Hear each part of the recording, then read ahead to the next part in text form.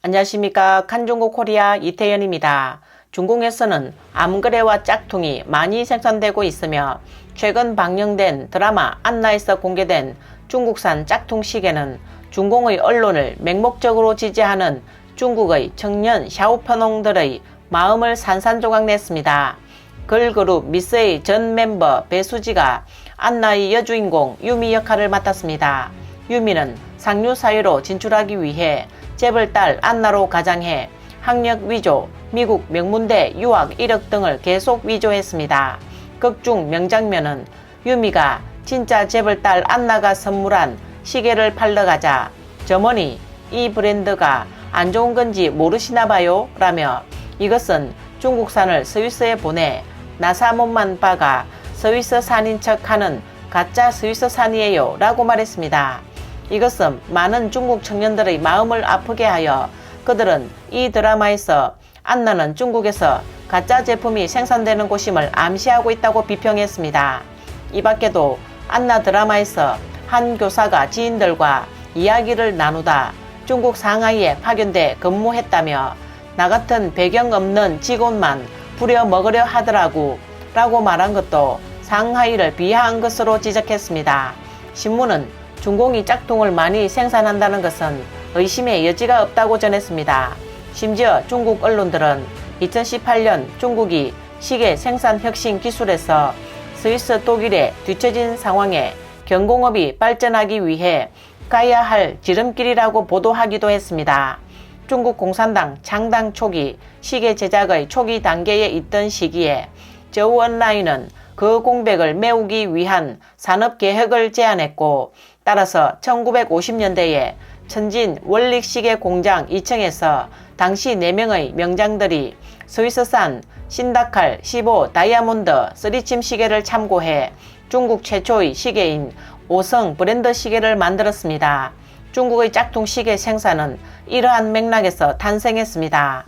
격동의 1980년대 이후 값싼 해외 전자 석영 시계와 기계식 자동 시계가 국내로 밀려들면서 중국 시계 업계의 조직 구조에 큰 변화가 생겼습니다.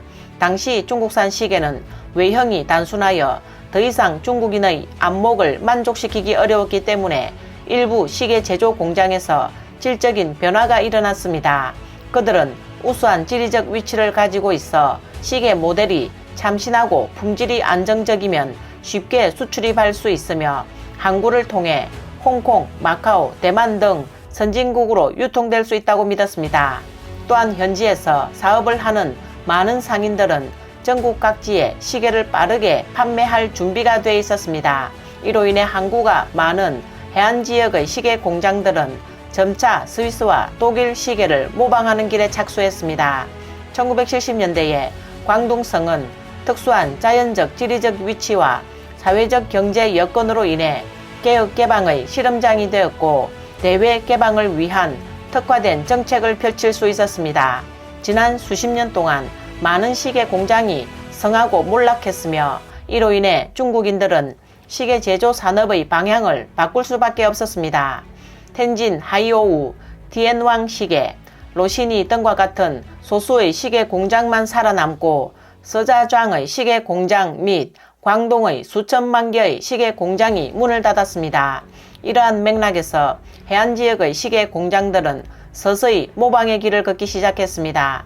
짝퉁 시계 시장이 이렇게 좋으니 도처에서 짝퉁들이 난무하다고 할 수 있습니다. 심지어 유명 온라인 쇼핑몰에까지 각종 가짜와 진짜가 섞인 명품 암그레 시계가 팔리고 있습니다.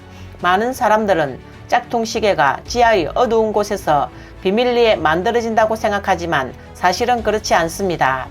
현실의 짝퉁 시계는 반드시 가정 공방이 아니라 지극히 정규적인 시계 제조 공장에서 만들어지고 있습니다.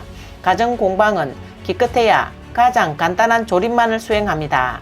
이제 시장의 막대한 양의 짝퉁 시계는 가정 공방으로 뒷받침될 수 없으며 짝퉁 시계의 정교함은 가정 공방으로는 생산할 수 없습니다.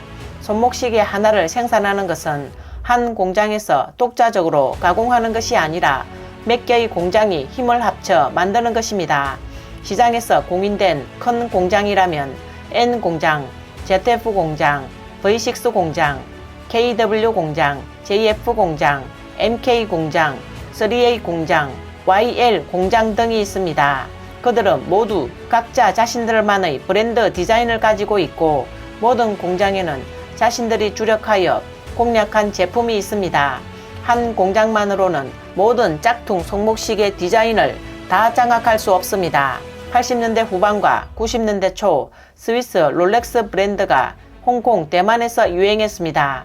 브랜드 영향력이 매우 크고 식별도가 매우 높기 때문에 시계 제조업체로 하여금 위조하고 싶은 생각을 갖게 했습니다. 이것은 또한 중국산 스위스 시계의 전신이자 짝퉁 시계 조상이 이때 탄생했음을 상징합니다. 이후 중국에서 짝퉁 시계를 성형한 뒤 동남부 해안 지역에 시계 가공 공장이 생겨났고 이들은 이미 단순한 짝퉁 시계의 외형에 그치지 않고 스위스 시계의 로고까지 새겨 넣었습니다. 뉴욕 세관은 2020년 말 3억 5천만 달러, 한화 약 4,543억 원 상당의 중국산 짝퉁 시계 만여 개를 압수해 폐기했습니다. 또 스위스 세관에서 압수된 광저우 짝퉁 시계는 65톤에 이르며 국제시계연맹의 높은 관심을 끌었습니다. 니혼게이자 신문은 스위스 시계 제조업체가 최근 몇 년간 중국의 심각한 위협을 받고 있다며 스위스는 중국의 짝퉁 시계 위협 속에 짝퉁 시계에 대한 강력한 단속을 요구할 수밖에 없다라며 2020년 3월 28일에 보도했습니다. 보도에 따르면 중국의 짝퉁 시계는 현미경으로 봐야 허점과 결함을 발견할 수 있을 정도입니다. 그러나 이러한 작은 세부 사항을 제외하고는 시계 전문가들도 가짜임을 한눈에 알아내기 어렵습니다.